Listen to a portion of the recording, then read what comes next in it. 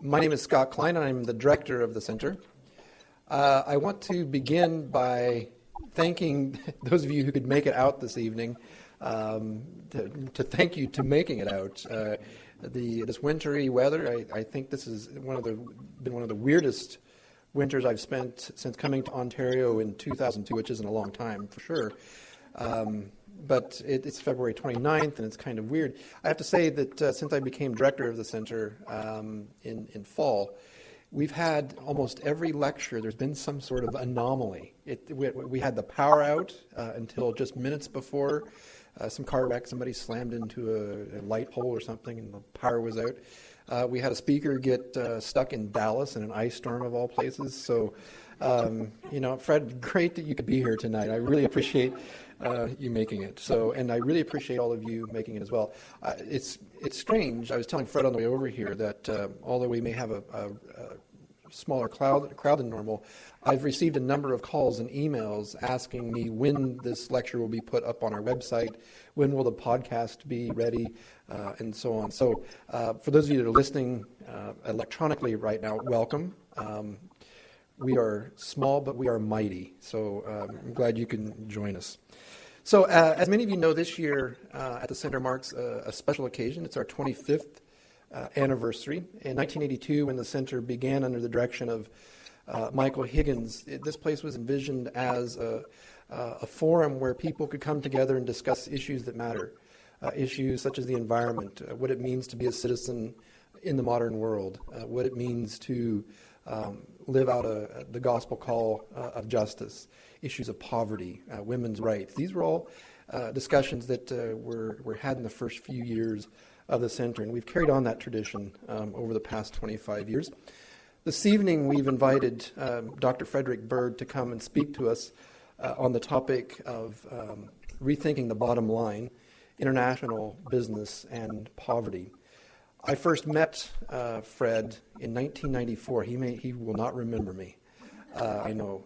It was in a class at McGill University. I was a new PhD candidate, and he was speaking to a class of eager, relatively young PhD candidates on the topic of justice, particularly communicative ethics and so on. So he gave this lecture in a class by, the class was led by Karen LeBax. I don't know if you remember this, but I was in that class. And so one of the things that I've always admired about Fred, I've known a lot of people who've known Fred. I've not really known Fred that well personally, but I've never heard anybody speak an ill word of Fred.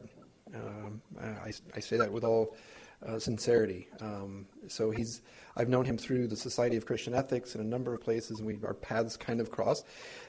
He was for a number of years a research professor at Concordia University in the Department of Religion there. He then moved on just a few years ago to the University of Wisconsin, took a position there with his wife, Frances Wesley. And just this past year, he's moved to the University of Waterloo, where I was so thrilled to have him here.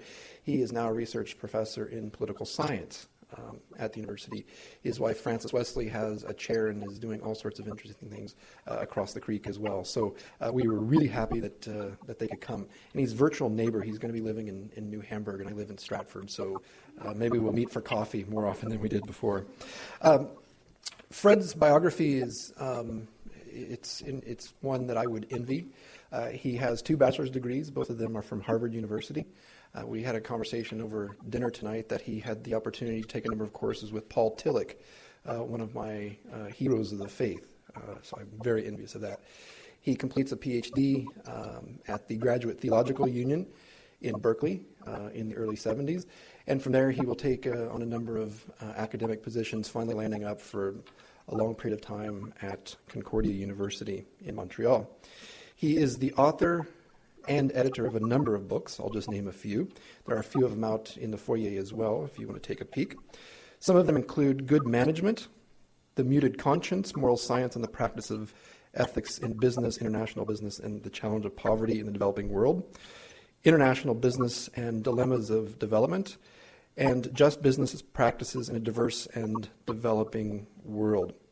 Between 1999 and 2006, he directed an international team of researchers examining the practice of international business in developing areas in 20 countries.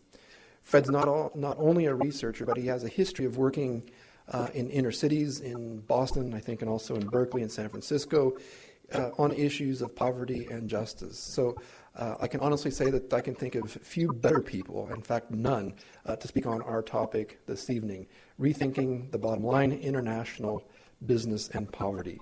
Please welcome Frederick Bird.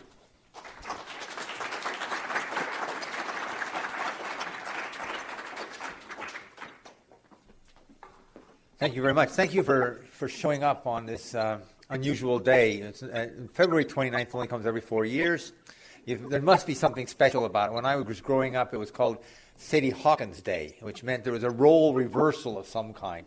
I don't know what the role reversal is tonight, so I'll just plunge ahead. For the purpose of the lecture tonight, I would like to look at what international businesses can do and have done with respect to global poverty. The talk will be divided into 5 parts. The first part I will sort of introduce it, and I'll give an example of an independent oil company in Colombia. In the second part, I'll talk a little bit about the character of global poverty, and I will cite some evidence about the Body Shop International and their work in the developing world. In the third part, I will look at give 3 different ways of envisioning the bottom line and the impact of how these different approaches to the bottom line have in terms of what businesses do in the developing world. In the fourth part, I will then expand on that, particularly talking about what I call the value-added approach to the bottom line. I will there give some talk about Royal Dutch Shell in Nigeria. I will conclude the talk and then say a little bit about Rio Tinto in Madagascar. All these cases are cases that came out of this research project that I had the opportunity to develop and to organize and to direct. It involved about 30 scholars from around the world doing research on about 50 different, 50-plus companies. The international businesses have played a large role. Well, let me start with the example of this firm in Colombia. This firm was an oil company. It was an independent European firm. As all oil companies have in Colombia, they have a problem of security. There's ongoing civil war in Colombia, actually, and depending on how you define it, may have gone on since 1899 or something like that. It certainly has gone on since the late 1940s. Most of the firms addressed the problem by hiring security guards. But this firm was not in a position to do that because its oil wells were distributed over a large area in its operations, and so it couldn't afford to hire security guards to take care of all of its sites. So it had to discover another way of addressing the problem, and it did so by collaborating with local community groups. It did that in a number of ways. It worked with local people to hire local people to maintain the roads. It worked with local people to develop. It lent its trucks to local people to drive their kids to school, and then the trucks at the beginning and the end of the day. In the meantime, the trucks were used by the company. It diverted, with a couple of local partners, it diverted natural gas from the oil fields to a number of sites where they could generate electricity for the local community. It made its facilities available for the local communities, both for meetings and for communication purposes. What's interesting is that it never had any act of sabotage against any of its operations. Almost every other oil company in Colombia does. I mean, it's the nature of working in Colombia because of the ongoing civil war there. It didn't. Somehow, by linking its operations with the local community, it succeeded. It solved its security problems. But it also did more than that. This was not an act of charity on its part. It was a business operation. It identified its business in such a way that it involved itself with the local community. The local community saw that it got an advantage from the firm. It was in what business people call a win-win situation. It was mutually advantageous. So I'd like to talk. Many other firms like this one have operated constructively in the developing world. Now, I say this, but you know there's lots of people who will say exactly the opposite, and for good reasons. Many international businesses have indeed made matters worse for the impoverished areas. They've exploited natural resources. They have overthrown elected governments. They've degraded environments. They've abused workers. They've bribed officials. They've used morally corrupt practices, accounting practices to evade taxes. There are numerous examples of these kind of practices. Nevertheless, these examples don't represent the full story, because many other businesses have operated in ways that have been constructive and made a difference. In fact, international businesses in developing countries have played a major role in helping these developing areas develop to the extent they've developed.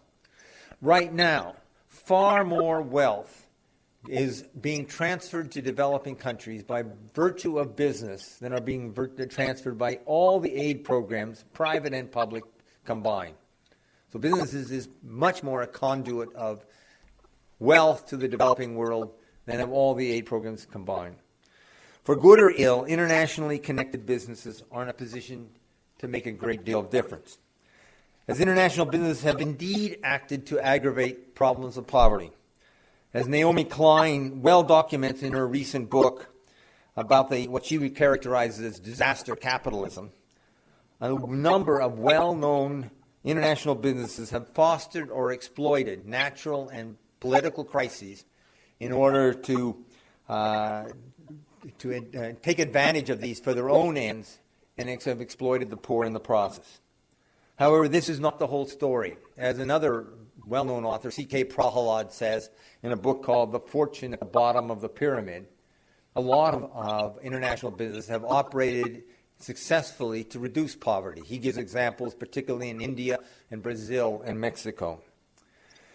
So I would like to, knowing that businesses can either be positive or negative, I'd like to look at, what makes a difference. But first, I need to say a few words about global poverty. At present, there are about 2.3 billion humans who are living on less than $2 a day. That's 1 in 3 humans. These people live shorter lives. On the average, the people who are that poor live 17 years less than the people who have moderate incomes. That's not wealthy income, just moderate incomes. These people are more likely to experience poor health, to have high rates of infant mortality, to live in the midst of violence, and to receive less education. They are less likely to be able to cushion whatever problems they have with insurance or have access to credit.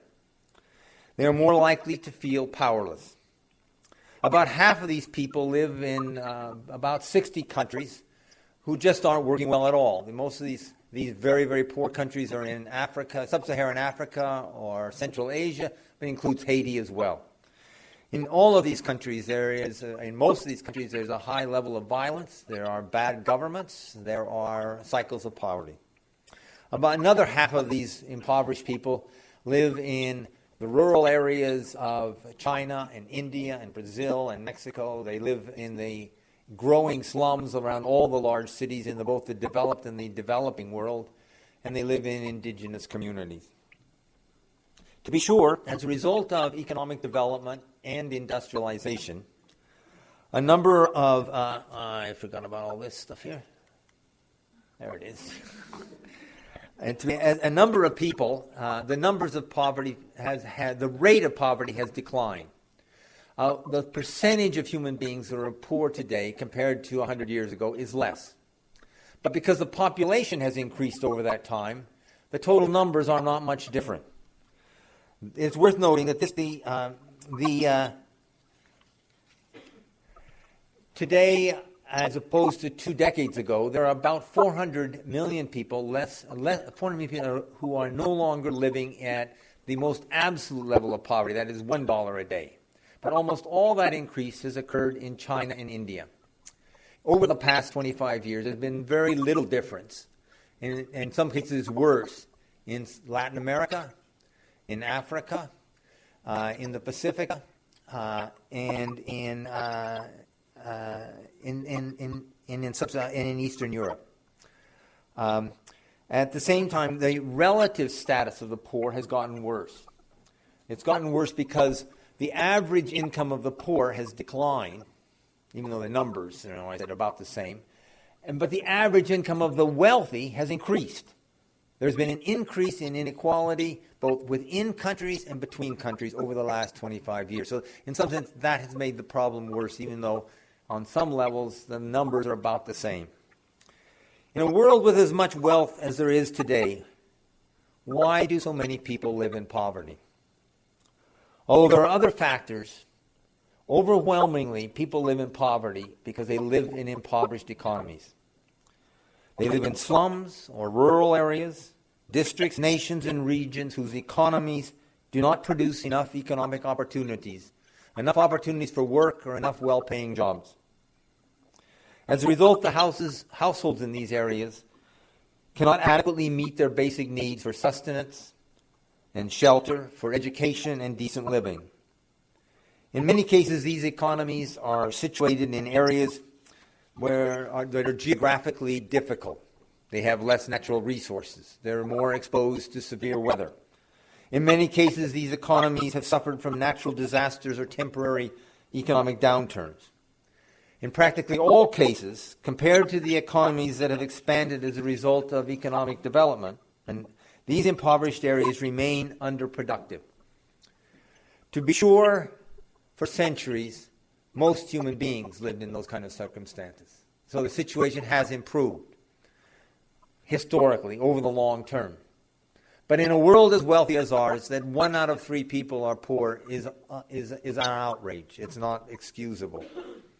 But it's important to underline the point that most people are poor because they live in impoverished economies. There's such a tendency to moralize about poverty, to blame it on the poor, or to blame it on their leaders, that we sometimes forget the extent to which it's the economy that they live in. Now, that's not entirely true. If we look at countries like like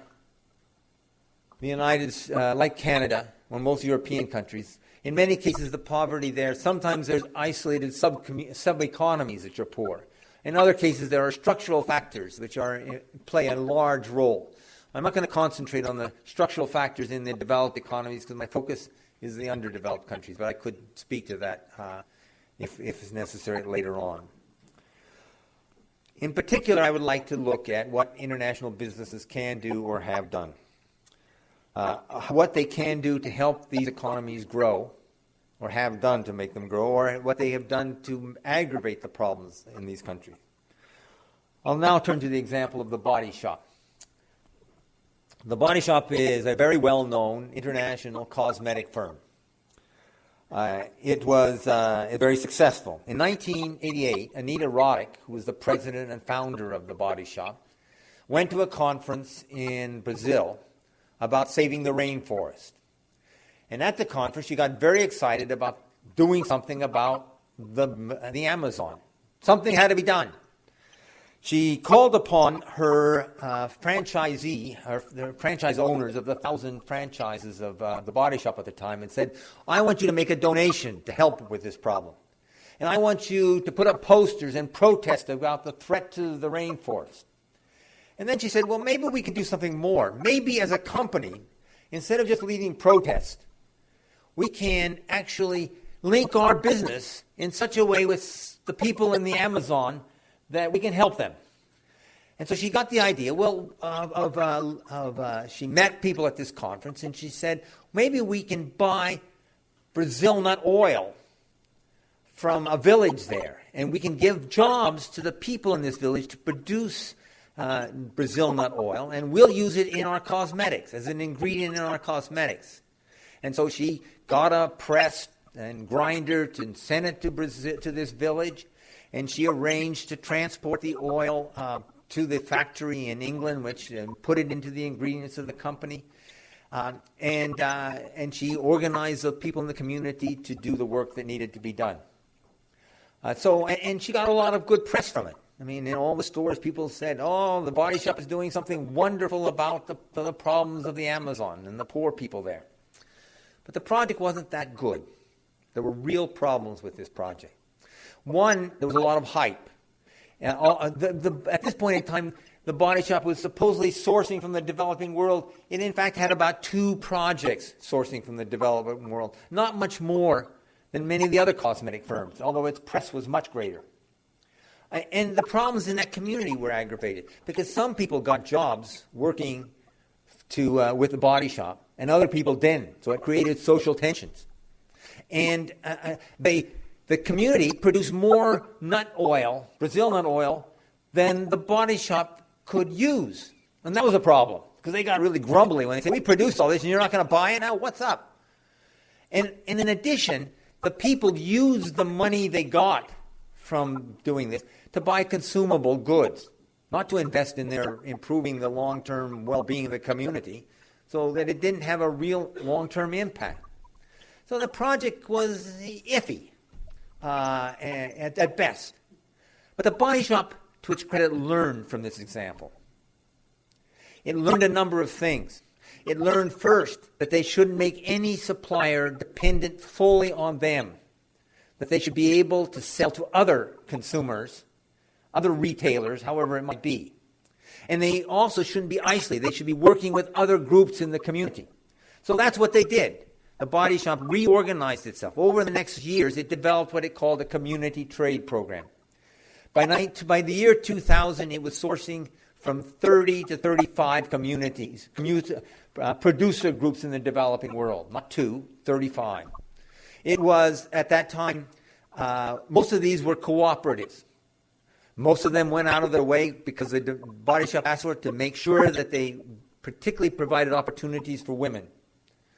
They also were, one of the things the Body Shop did that was especially important is that it went to each of these producer groups and helped them develop their skills at marketing, producing and marketing their products so they could produce high-quality, standard products in a timely fashion, in a way that used and developed the skills of their workers. So they developed their business capacity. So in this case, the Body Shop, in the end, what it did, it found that it could benefit. It got the products it wanted, and it got products that were of high quality, not dubious quality, and the communities benefited because they all enhanced their capacity to develop good products. They became better businesses. It was, again, a win-win situation in this case. It was a situation in which the Body Shop was able to benefit and the communities benefited at the same time. I have made reference to 2 examples, the Body Shop and this independent oil company in Colombia. What I'd like to do now is to use these examples to make some generalizations about how businesses can approach their bottom line, how they can connect their interest as businesses with the problems associated with global poverty. Now, one response, in some ways the most obvious response that you think of, is that the business should be more concerned with social responsibility. Businesses should increase their philanthropic giving and social investments. They should help address social problems like poverty, hunger, and AIDS. They should become greener. They should especially steer clear of any questionable practices like the use of forced labor.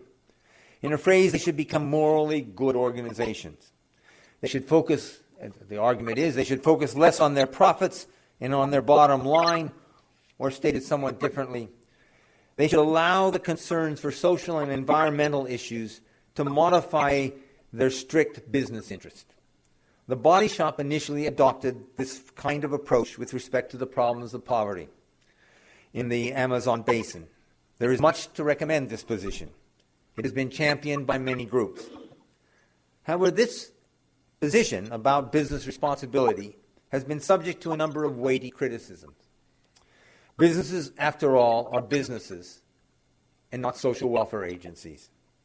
They do not especially have expertise in social problems.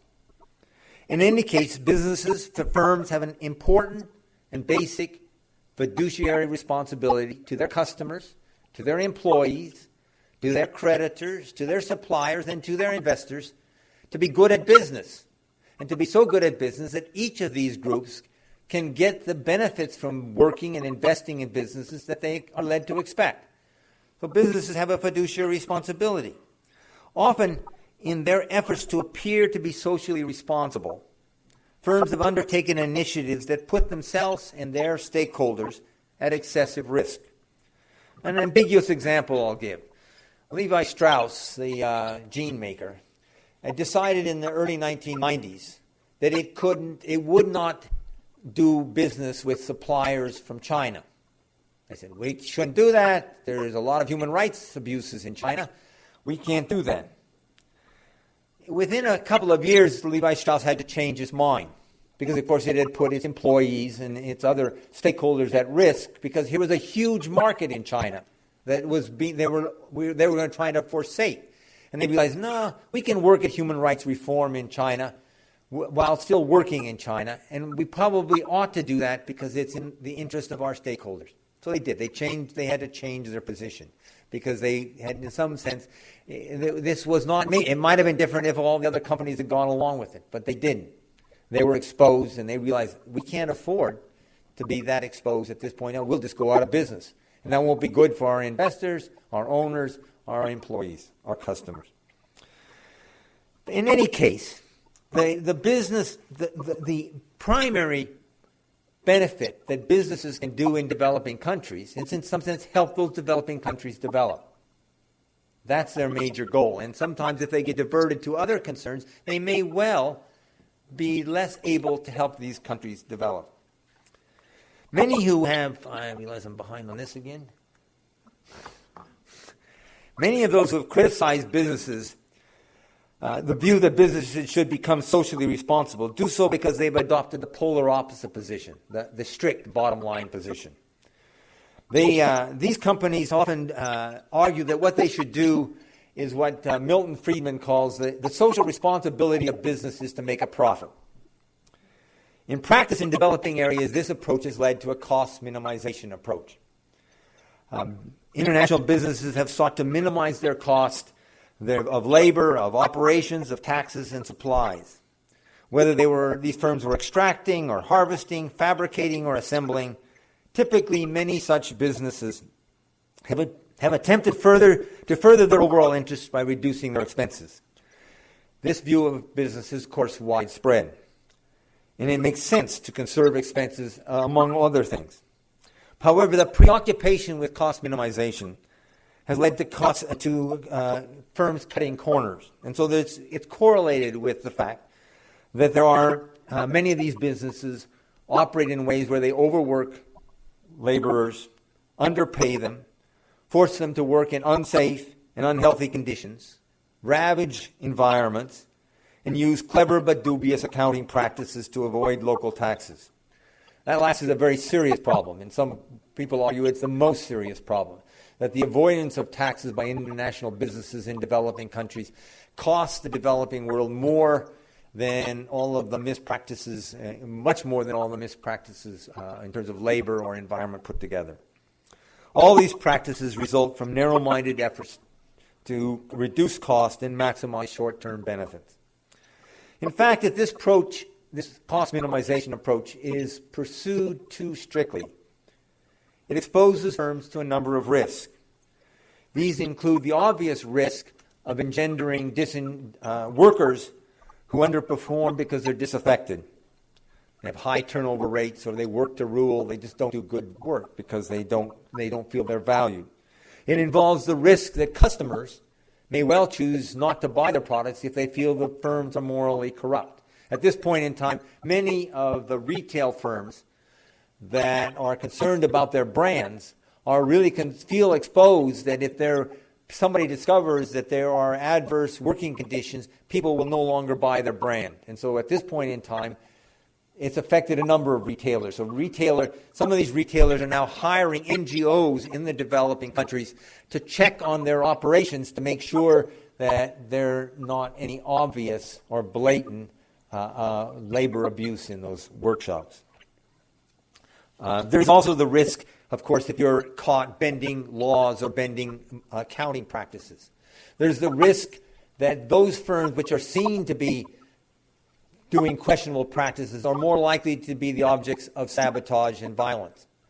And there's a risk in some cases that if the firms are seen as operating in ways that are morally questionable, the investors will sell their shares because they don't want to be connected with the firm. That was one of the experiences of Talisman, a Canadian firm in Sudan, where there was a huge sell-off of their shares because the investors perceived that the firm was operating in ways that were morally questionable. As it eventually developed its community trade program, the Body Shop fitted into neither of these contrasting models. It neither pursued the bottom line with a cost minimization strategy, nor did it engage in social philanthropy with little concern for its economic interest. Rather, it operated with what I will call a value-added strategy. It sought in a balanced way to maximize economic benefits for itself and its stakeholders. Similarly, the independent oil firm in Colombia adopted a value-added approach. In order to explain what I mean by value-added, it is useful to begin looking at what firms are as social organizations. Briefly stated, businesses are organizations that utilize human and natural resources in order to produce and market goods and services. We got to add to that. Further, insofar as they stay in business, we can add that businesses are wealth-creating organizations. That's what they do for society. Firms add economic value in the form of profit, wages, interest, as well as usable commodities and goods, as well as in increased skills. In order to do these things, that is, add economic value, businesses put into motion a series of ongoing wealth-creating interactions with their stakeholders. And this is now an abstract statement I'm going to make on the board. Stakeholders typically include creditors, employees, customers, suppliers, shareholders, and affected communities. It is often said that businesses have stakeholders. I argue that that's an inaccurate statement. They don't have stakeholders. That makes it seem that a firm could operate without its stakeholders. Rather, a firm is a kind of a nexus of asset-creating interactions with a bunch of stakeholders. The interaction with the stakeholders constitute a firm. They bring it into being as a social reality. So firms can't operate without them. The stakeholder is not something you can entertain a relationship with. If you don't have a relationship with your stakeholder, you're not a firm. You're not a business. So what a firm is a nexus of activity, an organized nexus of activity. A value-added approach to the bottom line seeks to protect and enhance the overall economic value of firms as they are embodied in the assets with these several sets of interactions. These assets take a number of different forms. For the purpose of analysis, we can distinguish between 5 different kinds of assets that these interactions deal with. There are first financial assets, that is income, interest, credit, wages, shares, values. There are productive assets, that is the machinery and technology, but also the social organization, sometimes the infrastructures that make the business able to operate.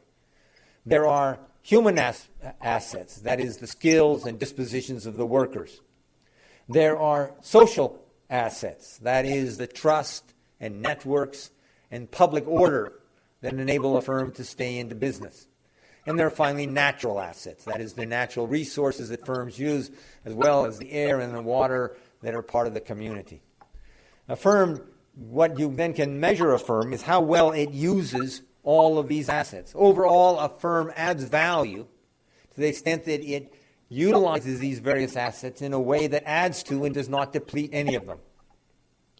Now, firms obviously use some assets more than others, and sometimes firms become imbalanced because they run down certain assets while other assets are expanded. But overall, the job of a business is to keep track of all their assets, not just the profits to shareholders, but the assets that they depend on to enable to do their business. So a value-added approach says, let's look at all these assets, how firms interact with all of them, how they conserve them, treat them, and then what is the outcome of that. Now, it's a particular challenge to any of the firms in the extractive business because they are running down natural assets. They're using them up. And so then if there's any justification for any firm in the doing in the extractive business, that is mining or oil or gas or so forth, then it's because it adds value in terms of other assets. It adds more financial assets, wages or taxes. It adds more human aspects in terms of the skill development of the workers.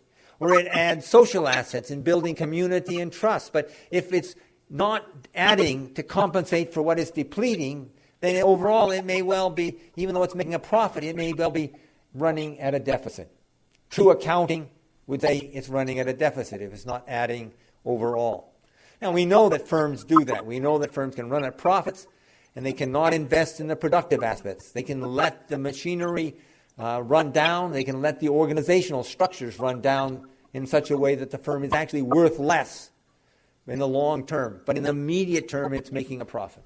They can run down their human aspects by running down their workers, by not treating them fairly or abusively. So overall, the value added asks, how is the firm using all of its assets in terms of the interaction with all of its stakeholders? There was a study by Michael Santora of businesses in China, and he can basically use the model I'm using to contrast two types of firms. There was the cost minimization firms, particularly in the toy industry, the garment industry, the shoe industry, who were trying to get as much as they could, paying as little as possible.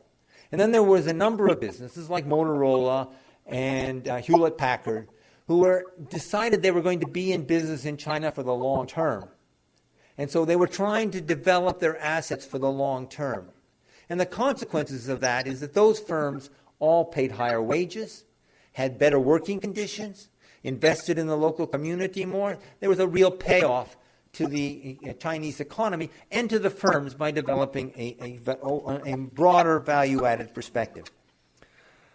As I have described value-added approach, I'm making a crucial assumption. I am assuming that as they interact with their stakeholders, firms do so on the basis of a fair exchange.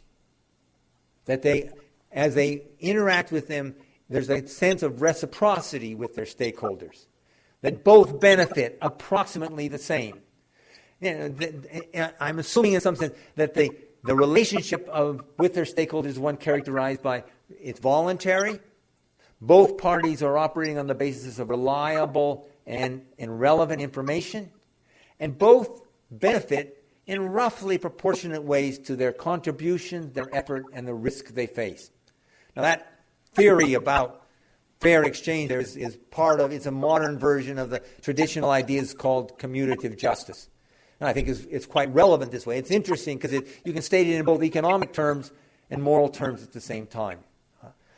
Anyhow, I'm assuming that the critical assumption is that these are fair exchange. If they're not, of course, then there's a value loss.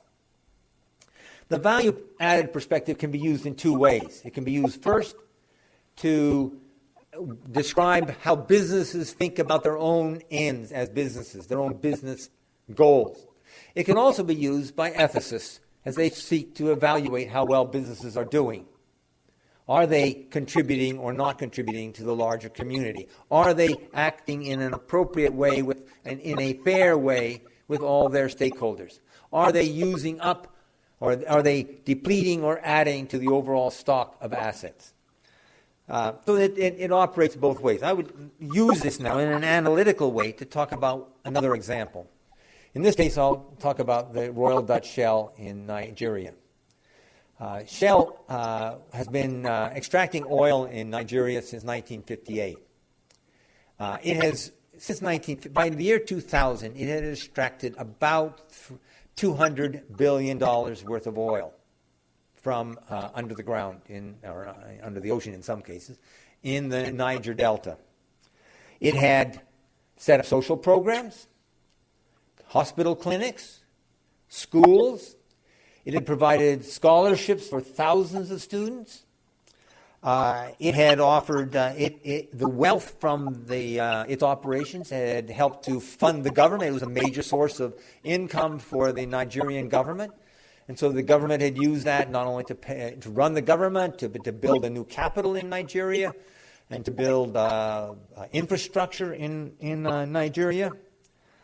However, by the beginning of the 21st century, the people in the Niger Delta were just as poor, and maybe poorer than they were in 1958.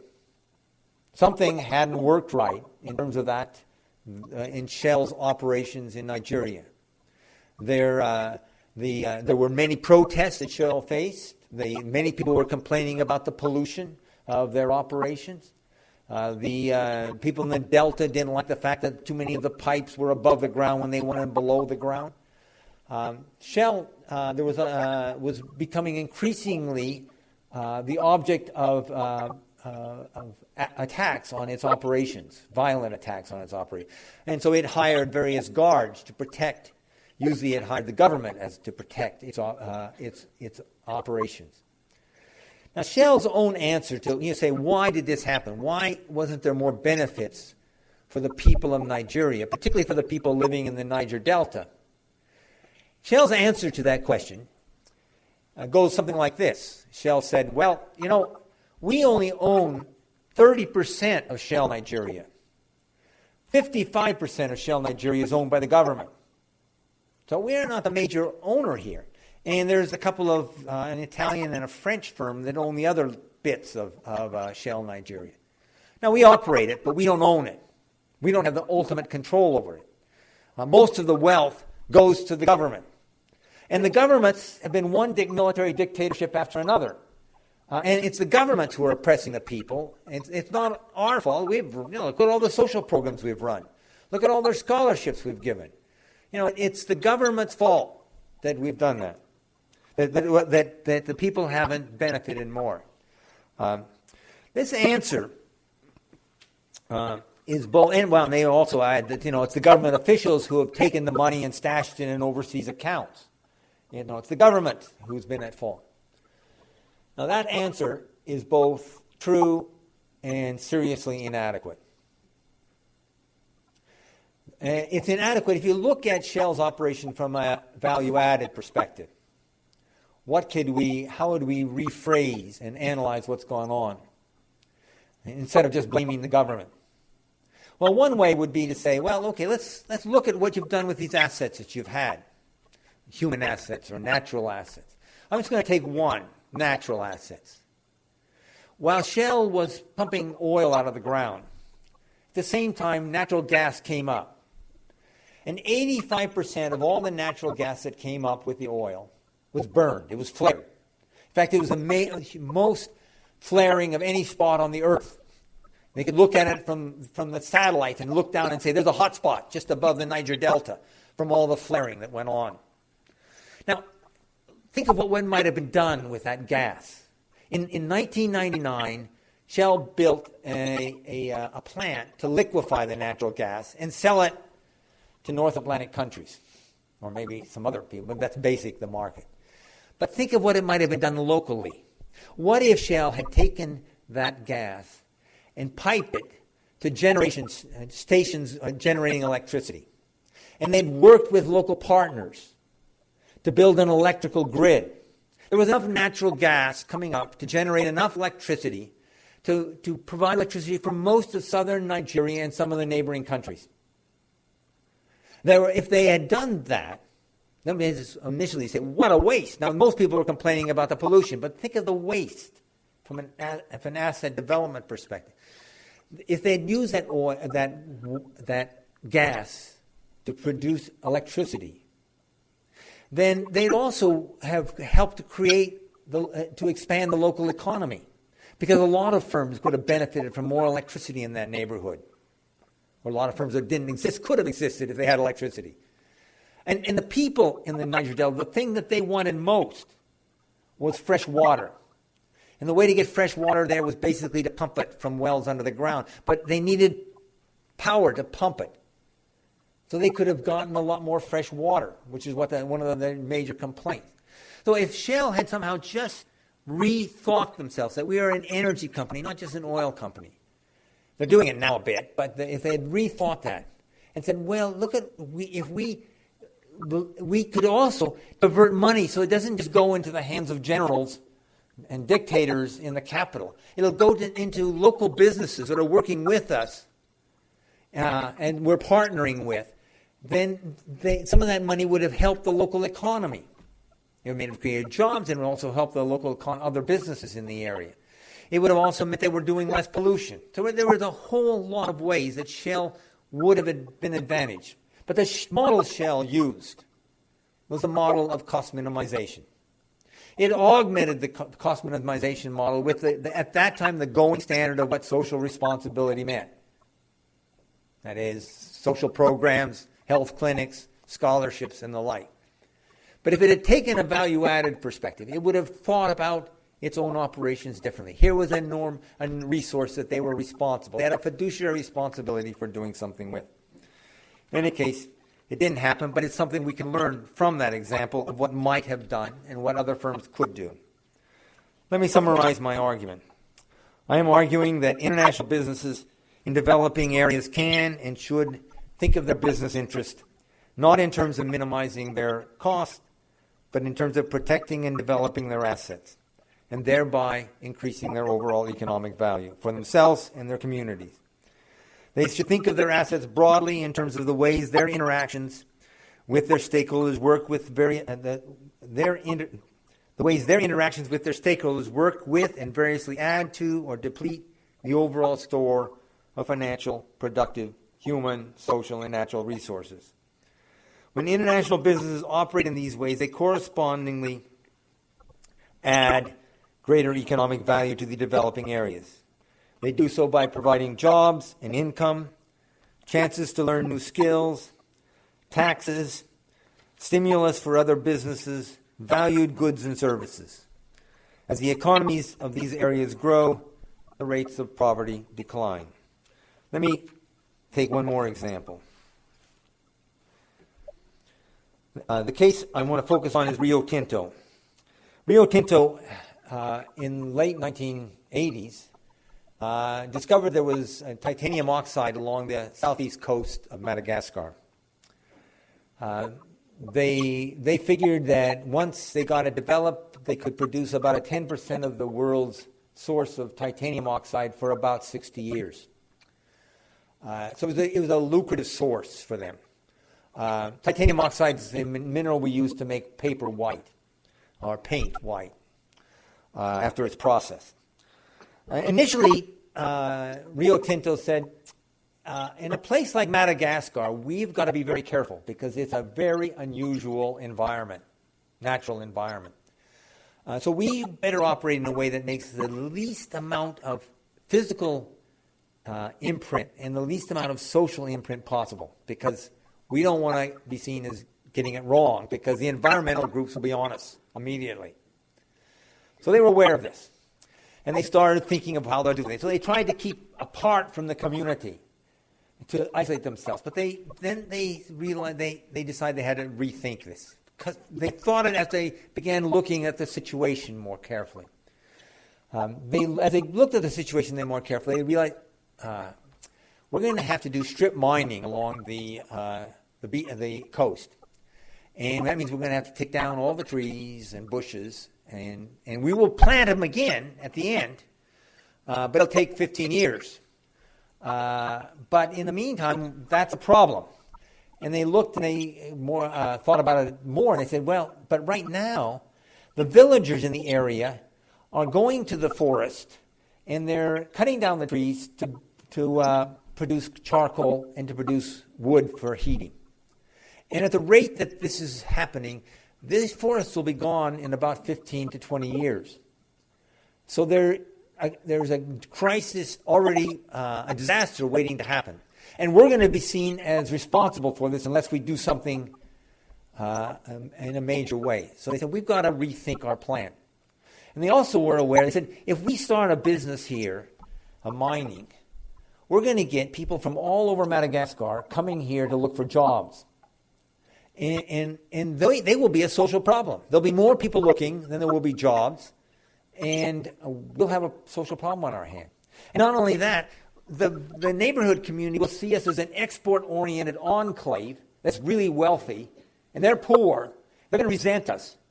And they're going to resent us more because we're going to affect their prices. Their price is going to go up because we have money to spend in this enclave. So we've got to rethink the whole operation. And they did. They said, well, we got to work with the local people, the local government, the national government, the local government. We got to work with conservation groups. We got to work with social groups. We've got to rethink our plan. And that meant in the end that they rethought their plan, so they said, we're going to have to, we can't have a separate port. We're going to have a port for the whole community.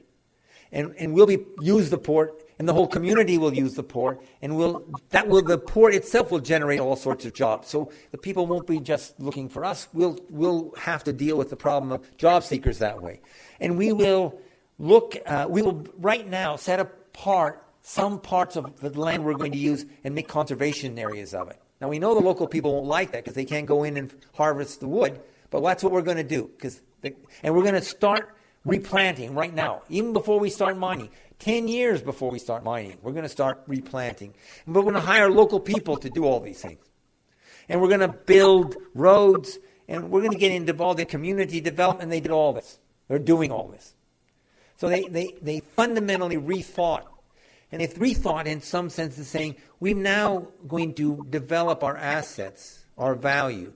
But our assets are also the assets of the community, the local community, and we will both benefit. And we'll try to do so in a way that they help set the agenda for this. So in that sense, it was it's just beginning, but they were forced to rethink their operations in a way. They weren't doing this out of social philanthropy, and they weren't doing it just to minimize their costs. They were doing it in a way that they were going to add value to themselves, but they were also going to add value to all the stakeholders they were in the process of developing. I've argued that businesses, if they adopt a value-added perspective, can make a difference in small ways, sometimes in larger ways, in addressing the enormous problem of global poverty. But I should add, even then, we can't trust businesses. Businesses, you just can't trust them. You need to hold them accountable. And luckily, there's all sorts of groups who are trying to do this, and they need to be thankful to them. And unfortunately, the countervailing force of organized labor is nowhere near as strong as it used to be.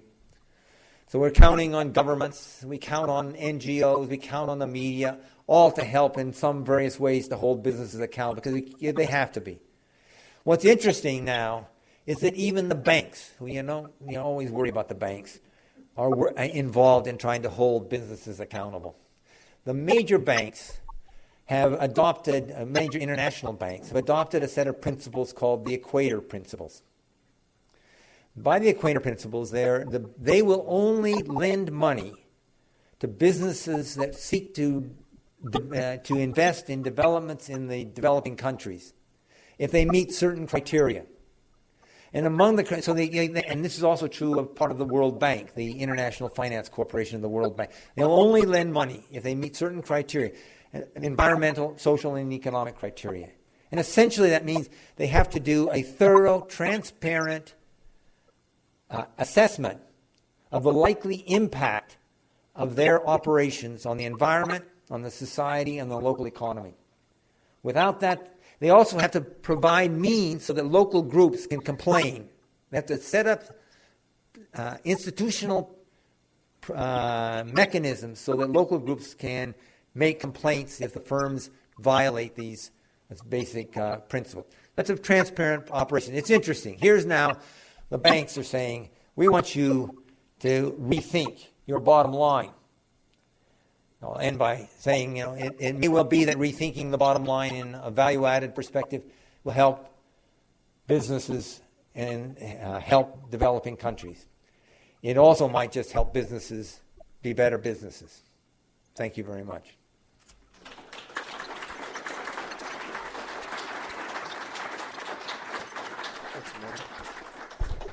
So Dr. Bird has agreed to take some questions. Because we are taping this and putting it onto podcasts, if you would make your way to one of the microphones on either side of the auditorium, speak clearly into the microphone. You can ask questions of clarification. You can ask critical questions. He's a professor. He's used to taking tough questions. I'll bait him with that one. If you don't want to get out of your seat and you want to yell up here, what I would ask Fred to do is reframe the question if you're more comfortable staying where you are. So Now's the time to move.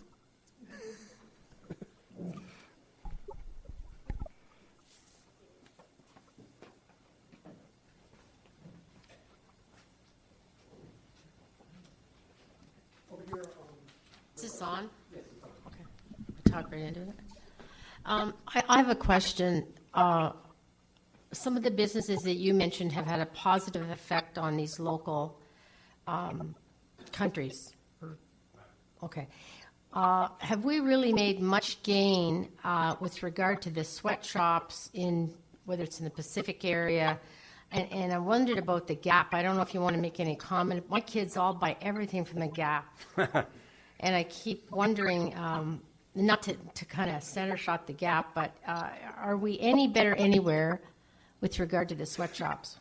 And maybe in regard to some other companies that aren't so positive?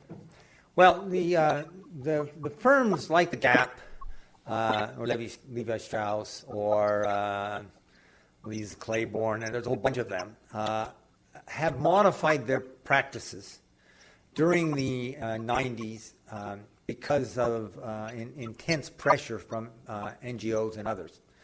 And they became aware that it might affect their sales. Now, I'm not sure that they're not still cheating on this, but they've made efforts to try to raise the standards within the company. I mean, we did research on, we're going to do research on Nike as part of the project I directed on Nike in Vietnam, because I heard them talking about all the things they had done. But when we asked if we could actually do the research, they said no, which made me think, however, we knew about some of this from the NGOs. And there are, I mean, it's not perfect, but one of the sites of our research was on had to do with Liz Claiborne, but an NGO in Guatemala that was monitoring their practices in the workshops in Guatemala. And so I would say there's some efforts to improve working conditions, certainly to reduce forced labor, so that but sometimes they seek other sites. But I think there is some firms differ on this. Some firms are much more conscientious. There was a firm, which I won't cite, based in Montreal that I did research on, which said it wasn't going to actually look. It was going to do all its negotiations for the people sewing their products. It was going to do it either in Hong Kong or Montreal. It wasn't going to go into China to look at the actual workshops because they said they're a separate company. We do this at an arm's length relationship. Now, many other firms are not doing that. I mean, most of the big brands are concerned and actually to at least make a gesture of monitoring. But there's, it's not perfect at all. So that's all I can say. I don't know how. I mean, I think there's modest account. But I'm sure somebody can cite examples of where there's abuses.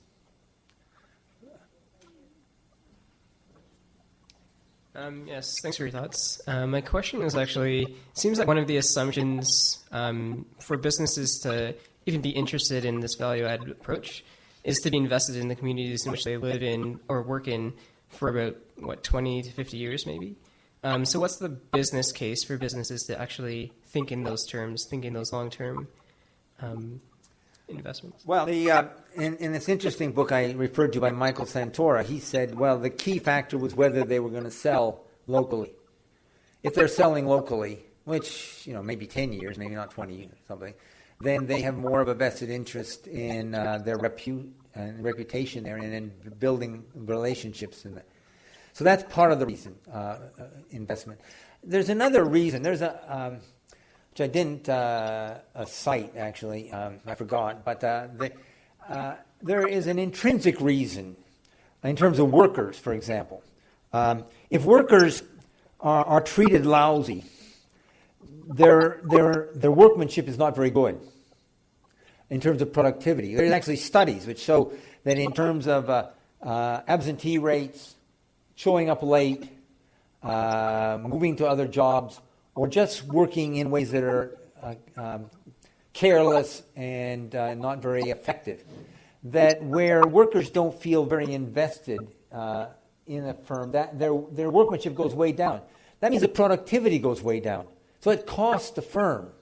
I mean, some people have done studies, just the number of hours workers aren't actually working effectively at their job. It costs the firm a large amount if they have workers working like that. Now, one response to that is that firms then say, we will increase our surveillance of workers, and we will increase the rules.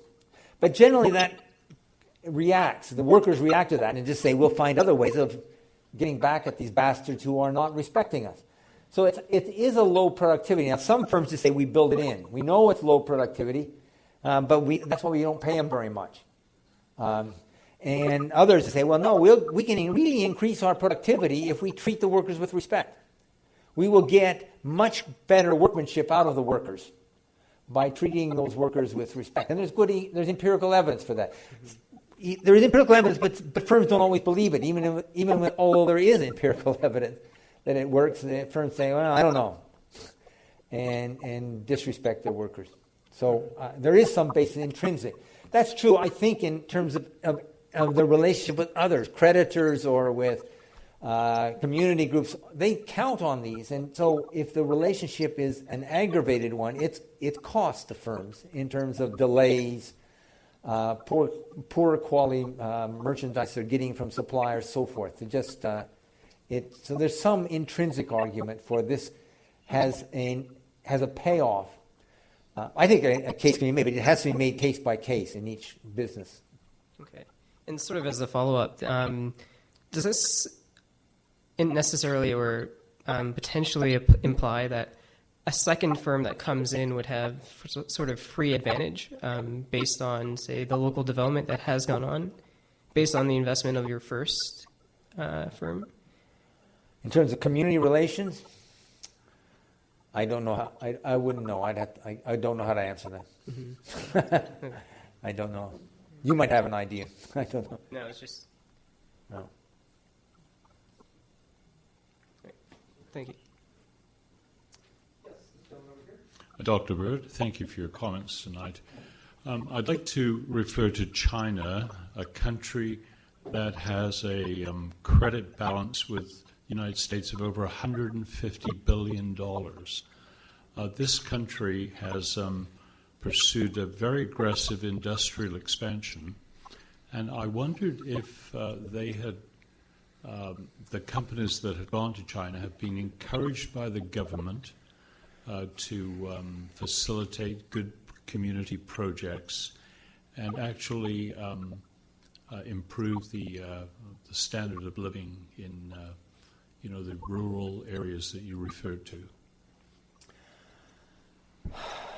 I don't know. The evidence from our research, we did a handful of firms in China.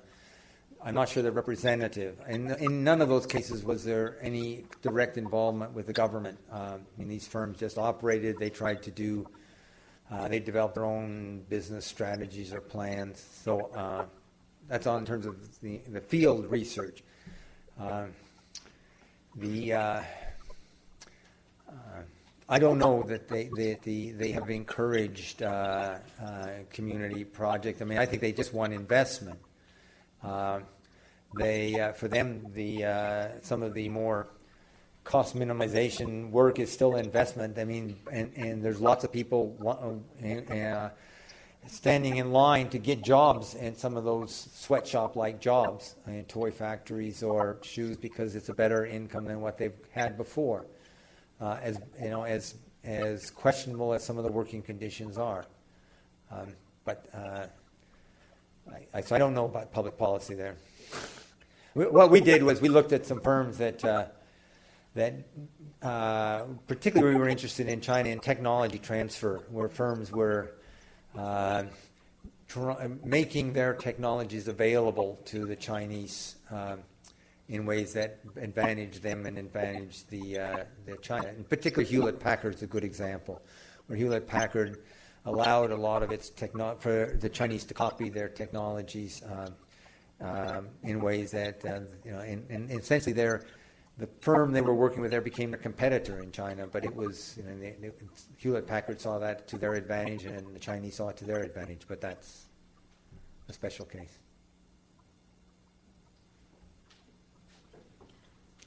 Thank you for that very provocative lecture. I have a few questions.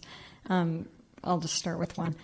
So one of the issues going on with globalization is firms keep moving to countries where there are lower labor standards, lower wages, and we continually see that as countries are accepting these firms under lower standards than we would see here. Has there been any talk, and what would your views be on something like a global minimum wage, so that no matter where you go, you have to be paid at least, a living standard of wage, so that we couldn't see these situations where people are being paid $1 or $2 a day anywhere in the world? Right. And would that help solve this problem? One is I don't think, I think a gesture like, I'm just going to say it wasn't possible, because I don't know how you would legislate such a, in a way, there's an irony. The International Labor Organization, as it established more stringent standards, got less buy-in from countries and companies. So that as it became more zealous in its standards, it had fewer companies and countries adopting them. So there's a political reality about how you get such standards adopted. On the other hand, there are some industry initiatives which are interesting model here. There is it was related to this. There's the Kimberley diamond mining accord, which the diamond mining companies are trying to make sure that they only source from reliable mines and there's no blood diamonds. And so that initiative, started by NGOs, but is picked up by the industry itself. There is an initiative. The forest product industry, the Forest Stewardship Council has a standard within the industry to try to create some minimal standards, both environmentally and in terms of labor practices, and in terms of relationship with indigenous communities. There has been, within the chemical producing industry, there's a responsible care initiative, where again, trying to set this is more in health and not wages, but health and environment and safety standards. So that's one approach, a strategy, is you can get some industry initiatives that seem to matter.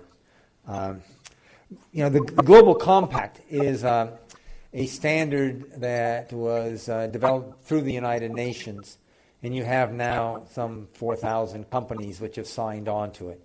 But it's a very high-level principled, not detailed agreement. It might well be that over time that could be used. The precedent for that was the Sullivan Principles in South Africa, where they started very idealistic and general, and then became more rigorous over time. They called it ratcheting up the standards, so that firms bought into them when they were easy, and then they were made more rigorous over time. So it might be the Global Compact. Might be, but it's hard to say. On the other hand, there's an argument right now that there's a kind of stasis, that it doesn't look like these low-paying jobs are moving. There was a period when they moved from Korea to Bangladesh, from Japan or somebody else to some of the Pacific Islands and so forth. But there is a concern now that some of the very poor countries are not in a good position to compete, because the jobs aren't moving. So that's one hope for the very poorest countries, is that they may now compete because they could offer the wages, because the economies of the other countries are going up. And so there's some economic analysis which says we're not sure that's going to happen as a desirable thing, not as because they are very poor countries which have lots of unemployment. Okay, well, thank you. I see there's a lineup, so I'll leave it there. Thank you. Go. Thanks. Okay, thank you for coming, Dr. Bird. Last week I was able to attend a talk from Stephen Lewis, who came to speak to some local teachers. And my question, therefore, is about your bank point. He, I think, was telling us he was very critical of the World Bank and the International Monetary Fund in Africa, because when apparently they did give money to local groups, they insisted that they work according to the guidelines of the World Bank, and therefore they insisted that they have user fees, and said that they've done a lot of damage in Africa as a result of developing user fees for schools and medical facilities that didn't exist before. That just seems a little contradictory with your concepts of Equator principles? Equator principles?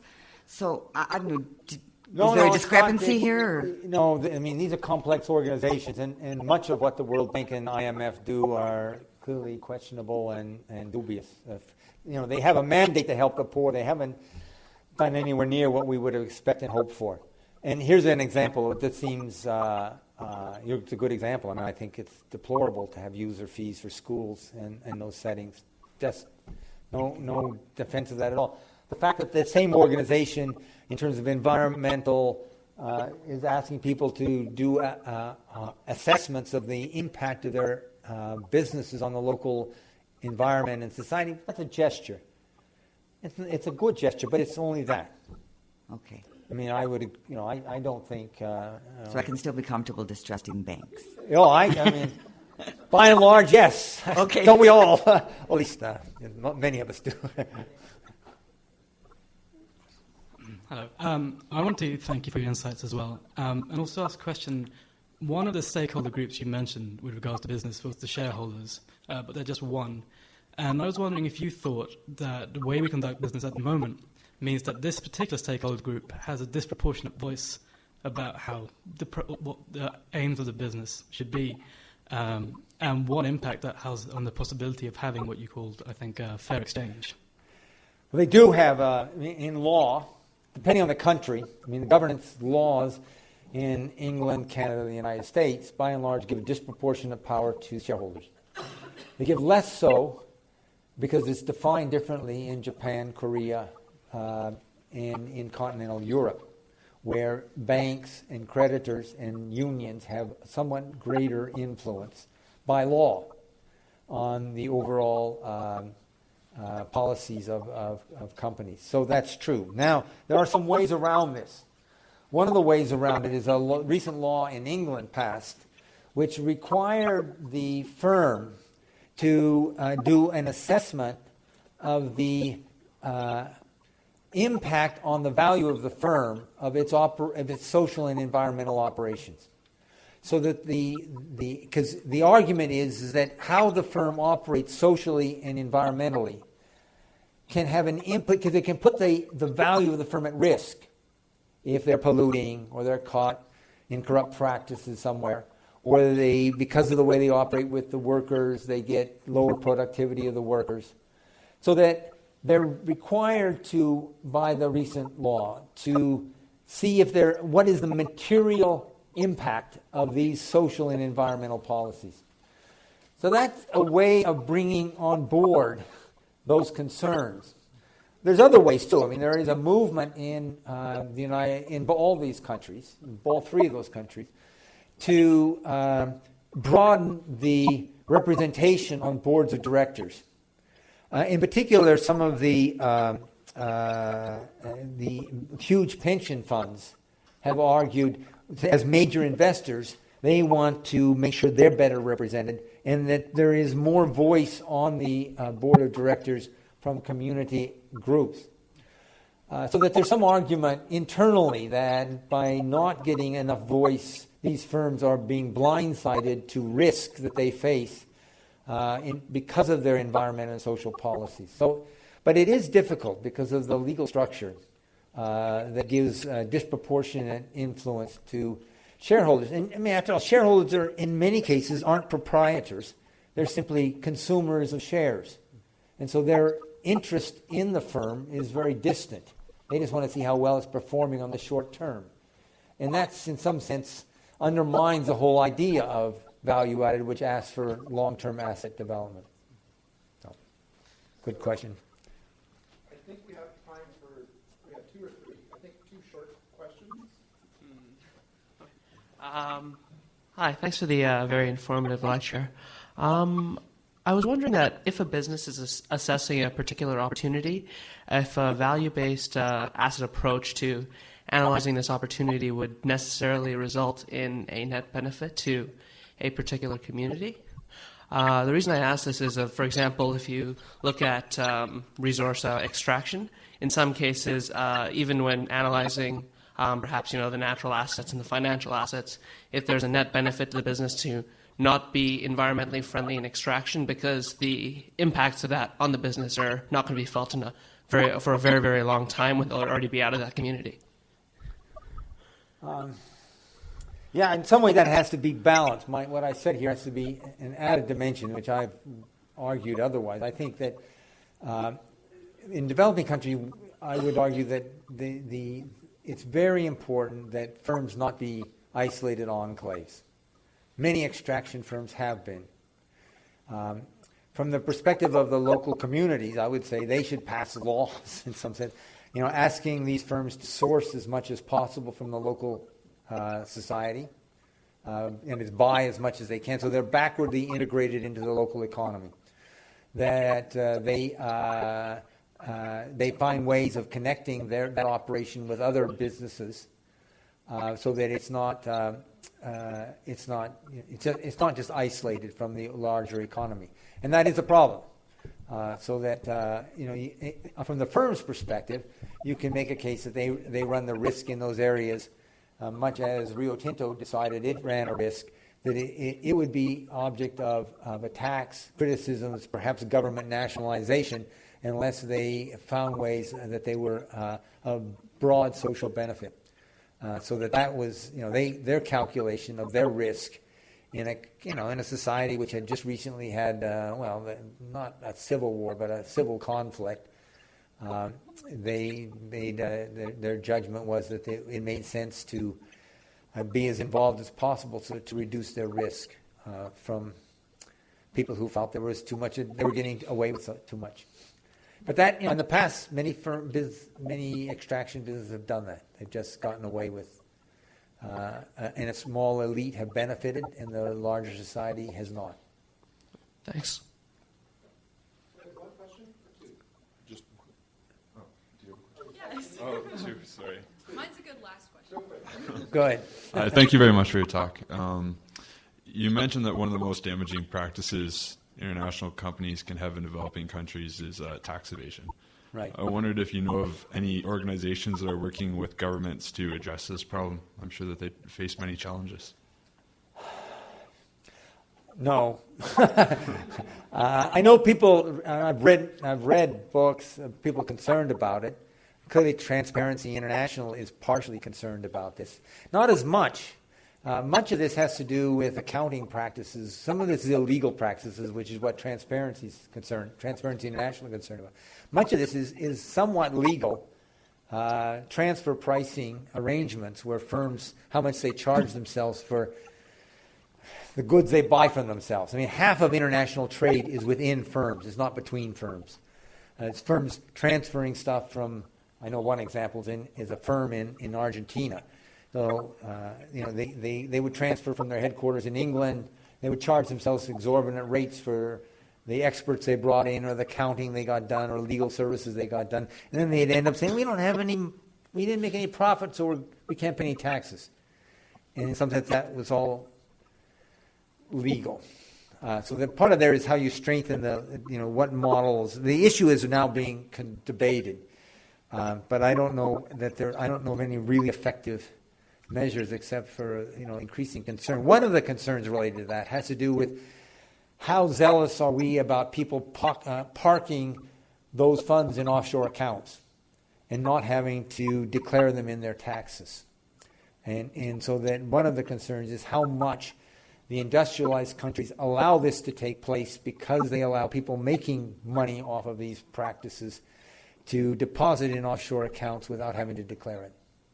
And how much those banks in those areas are complicit. Not these banks, but those banks. And there's a lot of them. And there's billions and billions that are being put into these offshore accounts. And so from the developing world's perspective, it's a huge issue. Although there was the Economist ran an article about a year ago saying, "Oh, it's probably good for business." Yeah, it happens. And I thought, it's just not good for business. Not good for the developing world at all. Thank you. Yeah. Hi, thanks again for your great lecture. I'm last, so I'm going to ask you to leave us with an action plan. I am with Engineers Without Borders here on campus, and I know as a national organization, we do a lot of work trying to engage corporations in Canada and get them to be more socially responsible and have more pro-poor practices. And I know that it's a really uphill battle, and it's very difficult to get businesses to change their practices. So I'm wondering, what do you think needs to happen to make all of this stuff work, and what can I do as a citizen or an activist or a potential future employee of these companies? I'm going to give you, I'm going to segue from giving an answer. I'm going to become an advocate for accountants and lawyers without borders, which is not quite the answer you wanted. But I want to say this anyhow, so I'll say one of them, there's a whole set of criticism of the World Trade Organization. From the perspective of the developing countries, the World Trade Organization is a bargaining place where countries bargain with each other in terms of certain rules. But the developing countries are all disadvantaged because they don't have legal services to help them. So if you had lawyers helping, or you have legal programs helping developing countries develop the laws to help take account of these accounting practices, or you hire accountants to help these governments police these actions, that would be an enormous help. If you had lawyers who, like Legal Aid, in Geneva, would represent the poor countries whenever any poor country came up, and they said, we want to, we're not so sure. Well, all the rich countries have lots of lawyers there to argue their case, and the poor countries don't. So they're clearly disadvantaged. So those kind of, expanding your idea of Engineers Without Borders, those set of programs, or Doctors Without Borders, I think that kind of technical service would have a lot of impact. Now, I think there are a lot of firms, just to more directly answer you, a number of firms are, in fact, interested in trying to become more effective. I was impressed, here's Rio Tinto. It's gotten bad press, deservedly, for a lot of the things it's done in a number of places, in terms of environmental practices, in terms of some of its operations. But there was a sense here that they needed to think more carefully about what they did. And so sometimes just hiring somebody on board who will take the time to do that, the firms will respond. There are some interest in some of those firms. So that's, I don't know how, much. I know that at Shell has created a whole office on environmental and social programs. And Shell is 100 companies. It's not one company. It's an alliance of a whole set of companies. And the people at the center, there are people genuinely concerned there of trying to say, we got a long ways to go. And I say that because I have a friend who worked at the top in Shell, he was a protester and so forth, but decided, well, I am going to work for the enemy, but has worked on developing. And he says sometimes it's really hard to get Shell in Oman or Shell in China to do these things we think ought to be done. Somebody's got their career they're trying to advance, and they're just not looking at the big picture. Anyhow, thank you. Thank you, Fred. Just before I offer a final thanks to Dr. Bird, I would like to do a few housekeeping chores. In the foyer, you'll notice that there is a table that sells fair trade products. It's sponsored by the Social Justice Committee of the University Catholic Community. You will also see that there is a book table sponsored by Wordsworth Books. Dr. Bird has a couple of books there, as well as some books from our speakers this year, so please take a look at Wordsworth Books. Also, when you're at the book table, you'll notice that there is an event on March 12th that I would like to highlight. March 12th at 7:30 p.m. At Knox Church. there's a reading by Raj Patel on his book, and the book escapes me. I'm having one of those senior moments already, and I'm only 42. I think it's Starving Yourself to Death. It's about, yes, he'll throw it at you when you walk out. I'm mentioning that not only because I think it's a good book and I think you'll enjoy it. It's the donation is $8, but it's going to, and here comes my plug, to the Beyond Borders program at St. Jerome's University that actually is doing some of what the Engineers Without Borders are doing. It's putting students out who are accountants, people who are interested in the legal system as undergraduates, and a number of other kinds of community development opportunities, giving them an opportunity as undergraduates to receive academic credit. So we have a fundraiser we're partnering with Wordsworth to make that happen. So please check them out. Also, if you're looking for an opportunity to give, I would also recommend the Beyond Borders program at St. Jerome's. I would like to thank the St. Jerome's IT department for the sound and for the recording. Thanks to Megan Lasseline, who's helping me out in my office this year. And a special thanks to Carol and Ivan Person, who are here every Friday when there is a center event, making sure that everything is in order and the coffee is warm and so on. So please thank Carol when you go out. Give her a big hug. She'll appreciate it. One other note of business, the lectures are free. If you would like to leave a free will offering, put it in the envelope in your seat and give it to Carol or Megan on your way out at one of the tables. So I would like to thank Fred on behalf of St. Jerome's University. At some point during the lecture, I thought so much of what he's talking about with communicative justice is the same kind of message I was getting in 1994 about when we were studying theories of justice. So thanks for bringing me back to that conversation. It's one actually I was just meeting with a graduate student the other day and used some of that material actually. So thanks for that, Fred. One of the things that struck me during your talk is the sort of simplicity of the economy, and that the economy really isn't something that's out there. The market's not something that's out there. What the economy is about relationships. I mean, they're social relationships. If you think about exchanges, you think about these firms, you think about the assets. At the heart of those is always a human relationship. There's a social component to everything that we do in the economy. So I think what Dr. Bird has given us tonight is let's think about the kind of values that we want in those relationships. Relationships can be dysfunctional. Interpersonal, individual relationships can be dysfunctional. I think what Fred's asking us, Dr. Bird's asking us to do with the value-added approach is let's expand our understanding of where these values can take us and ask questions of these firms, of these banks, and of these global institutions. It can be done. There's people doing it. And I think Fred has given us the opportunity through the examples to see some of those, how they have worked and how they have not worked.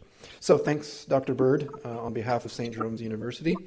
And thanks to you, our audience, for a wonderful evening. Again, small in number, but proud and very large in thought. So until we meet next time on March 14th for the Sweeney Lecture in Public Health, I wish you all peace and a safe trip home.